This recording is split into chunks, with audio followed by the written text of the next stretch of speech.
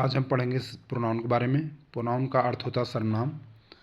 Pronounce means for a noun, जो noun के लिए प्रयोग किया जाता है, नाउन के स्थान पर जिन शब्दों का प्रयोग किया जाता है उन्हीं को प्रोनाउन कहते हैं। A pronoun is a word use instead of a noun.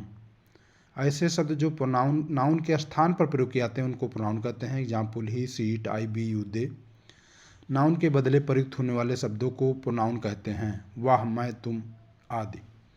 Noun के रिपीटेशन को रोकने के लिए ही प्रोनाउन का प्रयोग किया जाता है। He, she, it, they, you, I, his, her, this, that, who, which, myself, yourself, themself. For example, किसी भी पैराग्राफ में अगर हम बार बार नाउन का रिपीटेशन करते हैं तो भाषा के दृष्टि गलत होता है। उसी के स्थान पर जिन शब्दों का प्रयोग किया जाता है उन्हीं को प्रोनाउन कहते हैं। आगे सीखेंगे काइंड्स ऑफ प्रोनाउन। सर्वनाम के प्रकार। पहला है पर्सनल प्रोनाउन, व्यक्तिवाचक सर्वनाम कहते हैं। पोजेसिव प्रोनाउन, संबंध सूचक सर्वनाम। डिमॉन्स्ट्रेटिव प्रोनाउन, संकेतवाचक सर्वनाम। इंट्रोगेटिव प्रोनाउन, प्रश्नवाचक सर्वनाम। रिफ्लेक्सिव प्रोनाउन, निजवाचक सर्वनाम। रिलेटिव प्रोनाउन, संबंधवाचक सर्वनाम।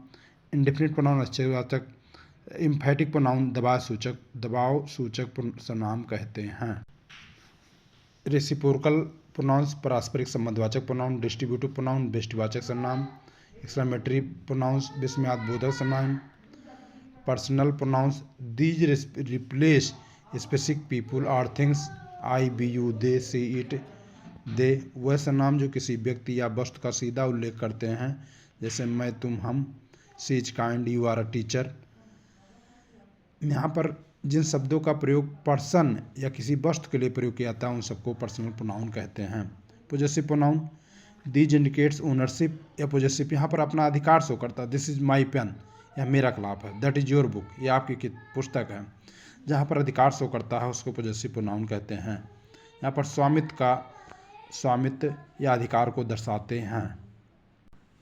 मेरा, तुम्हारा, उनका, इसका। For example, this is mine, this book is mine, this pen is mine, that is her pen. Next है demonstrative pronouns. These pronouns point to specific things or place, यह किसी विशेष वस्तु के स्थान के बारे में बताता है, संकेत करता है। जैसे this, that, the, those. This का प्रयोग केवल एक वस्तुओं के लिए, पास की वस्तुओं के लिए। दैट का प्रयोग दूर की वस्तुओं के लिए, एक वस्तु के लिए। दीज का प्रयोग पास में एक से अधिक वस्तु के लिए। दोज का प्रयोग एक से अधिक दूर की वस्तु के लिए। वो सर्वनाम जो किसी विशेष व्यक्ति या वस्तु को संकेत करते हैं उन्हें डिमॉन्स्ट्रेटिव प्रोनाउन कहते हैं। This is a beautiful, these are books, this is a cat, this is a gift. Next है interrogative pronouns. Interrogative pronouns always ask a question. This pronouns use to ask a question. For example, इसमें रहता है who, what, विच, हुम, whose. वह सर्वनाम जो प्रश्न पूछने के लिए प्रयोग किए जाते हैं उन्हें इंट्रोगेटिव प्रोनाउन कहते हैं। जैसे कैसे, क्या, कौन, किसका। Who is there. Relative pronoun, this pronoun connected to a clause to a noun और pronoun. For example, who, which, that, whom. वह सर्वनाम जो किसी संज्ञा या सर्वनाम से जुड़े हुए होते हैं और उनके बारे में अतिरिक्त जानकारी देते हैं। उदाहरण के लिए, जो, जिसने, जिसका। This is the boy who won the match, या वही लड़का जिसने मैच जीत लिया। Reflexive pronoun, these pronouns refers to back to the subject of the sentence, myself, yourself, himself। इसमें सेल्फ का एडिशन किया जाता है। इसमें ऐसे सेंटेंस का प्रयोग किया जाता है जो स्वयं सब्जेक्ट पर ही रिफ्लेक्ट होकर आते हैं। वह सर्वनाम जो वाक्य में कर्ता पर पुनः ही प्रभाव डालते हैं, स्वयं, खुद को। ही हर्ट हिमसेल्फ, उसने अपने आप को चोटिल कर लिया। Indefinite pronouns, this pronouns are used for non specific people और थिंग्स। अपरिचित या अनजान लोगों के लिए प्रयोग किया जाता है। Someone, anyone, everyone, nobody, anything. वह सर्वनाम जो किसी निश्चित व्यक्ति, वस्तु की ओर संकेत नहीं करते हैं। कोई, कुछ, सब कुछ। समवन कॉल्ड यू, किसी ने आपको बुलाया। Emphatic pronouns are used to emphasis a noun, किसी नाउन पर विशेष जोर डालने के लिए इसका प्रयोग किया जाता है। For example, myself, yourself, himself, ourself, them self.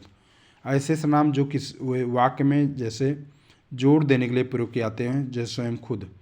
I myself complete the project, मैंने स्वयं परियोजना पूरी की। He herself told one of the truth, उसने खुद से बचाया।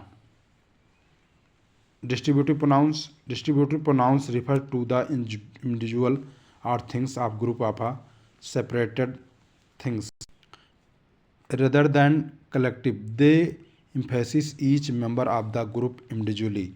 Each, either of, neither, any of. वितरणात्मक सर्वनाम वह सर्वनाम होते जो किसी समूह के प्रत्येक समूह को अलग अलग संदर्भित करते हैं, ना कि समूह के एक इकाई को। प्रत्येक, कोई एक, कोई नहीं, कोई भी। Each of the student received prize, प्रत्येक छात्र को पुरस्कार मिला। Either of the road leads to the station, दोनों में से कोई एक रोड स्टेशन के लिए जाती है। Neither of the answer is correct, दोनों में से कोई भी उत्तर सही नहीं है। Any of these book can be useful, इनमें से कोई भी किताब आपके लिए उपयोगी हो सकती है। Reciprocal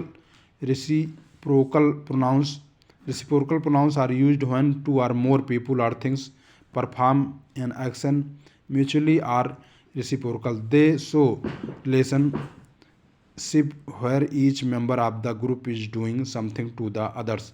Each other, one other।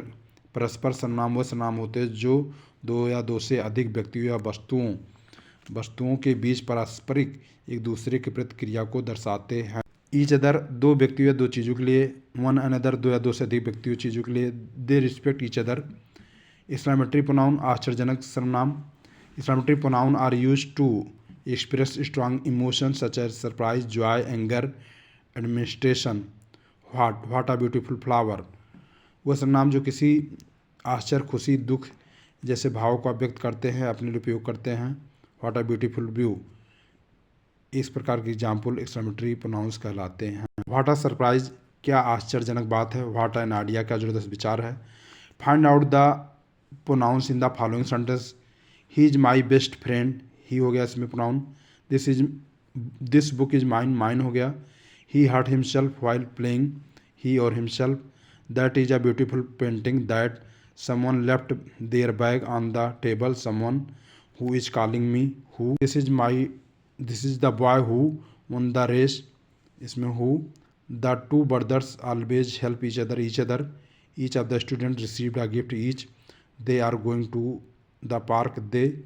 Make new sentence by using pronouns का यूज करके नए सेंटेंस बनाइए। He, she, it, her, they, himself, yourself, that, these, those, everyone, who, her. इसको बार बार देखेंगे उतने ही ज़्यादा कॉन्फिडेंस से, बहुत ही आसान तरीके से, इसी तरीके से प्रोनाउंस आपके समझ में आएगा। और एक एक प्रोनाउंस से कम 10 सेंटेंस बनाएंगे तो प्रोनाउंस बहुत ही ईजी तरीके से दिमाग में कंसेप्ट में इसका क्लियर होगा। बहुत ही ईजी और आसान तरीके से प्रोनाउंस सीखने को मिलेगा।